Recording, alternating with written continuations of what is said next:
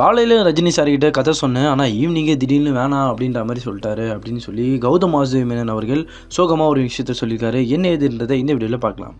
Dominic படம் இன்னும் சில நாட்களில் ரிலீஸ் ஆக போகிற காரணத்தினால வந்து ஜிவிஎம் அவர்கள் நிறைய இன்டர்வியூ கொடுத்துட்ருக்காரு. அதில் முக்கியமாக கோபிநாத் கிட்ட வந்து சில இன்டர்வியூ கொடுக்கும்போதும் அவருடைய படங்களை பற்றியும் சரி, முக்கியமாக சொல்லணும்னா அவர் வந்து ஃபேஸ் பண்ண இத்தனை வருடங்களாக அவர் ஃபேஸ் பண்ண எல்லா விஷயத்தையும் அவர் ஒன்று ஒன்றா சொல்லிட்டு இருக்காரு அப்படின்றது தெரியுது. அதுலேயும் முக்கியமாக வந்து ரஜினி சார்கிட்ட நான் கதை சொன்னேன். அதாவது இந்த துருவ நட்சத்திரம்னு ஒரு படம் எடுத்துகிட்டு இருந்தாங்க. ஸோ இந்த துருவ நட்சத்திரம் படம் வந்து முதல்ல வந்து யாருக்கு சொல்லப்படுது அப்படின்னு சொல்லும்போது அவர் வந்து முதல்ல வந்து ஏதோ சூர்யா அவர்களுக்கு சொன்னார் அப்படின்னாரு. ஆனால் சூர்யா வந்து சில காரணங்களால் வந்து இந்த ஸ்டோரி வந்து பிக் பண்ணலை அப்படின்ற விஷயத்த ரொம்ப சோகமாகவே அவர் சொன்னதை பார்க்க முடியுது.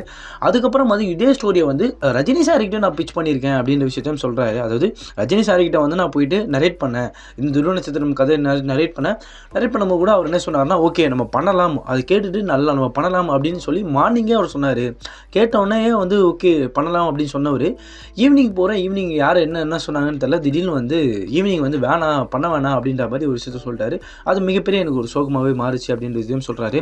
அதே மாதிரி என்ன மேட்ரு அப்படின்னா, அவர் என்ன சொல்கிறாருன்னா ஜிவிஎம் அவர்கள் மேபி யாருன்னா வந்து எதனா சொல்லியிருக்க வாய்ப்பு இருக்குது, கண்டிப்பாக சொல்லியிருப்பாங்க, யாருன்னா வந்து பிரெயின் வாஷ் பண்ணியிருப்பாங்க, இல்லை வந்து இவர் கூடலாம் பண்ண வேணாம் அப்படின்னு சொல்லி கண்டிப்பாக யாரும் சொல்லியிருப்பாங்க போல இருக்குது.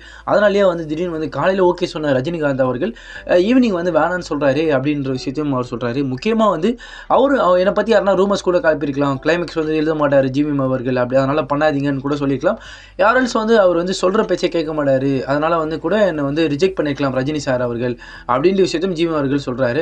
முக்கியமாக சொல்லணும்னா இவங்க காம்போ வந்து இணைஞ்சிருந்தால் வேறு லெவலில் வந்துருக்கும். ஏன்னா இவர் கிளாசிக்காக பண்ணுறவர், அதே மாதிரி கொஞ்சம் ஒரு மாதிரி பயங்கரமாக வந்து ஒரு மாதிரி இதுவாக பண்ணுறவர். பட் இவரோட கதைக்களத்தில் வந்து ரஜினி அவர்கள் நடிக்கலை அப்படின்னு சொல்லிட்டாருன்ற விஷயத்தை ஒரு மாதிரி சோகமாகவே ஆடியன்ஸ் எல்லாரும் பார்க்குறான்னு கூட சொல்லி ஆகணும். ஸோ இதை குறித்து உங்களுடைய கருத்துக்கு என்னென்பதையும் கமெண்ட் செக்ஷனில் சொல்லிட்டு போங்க.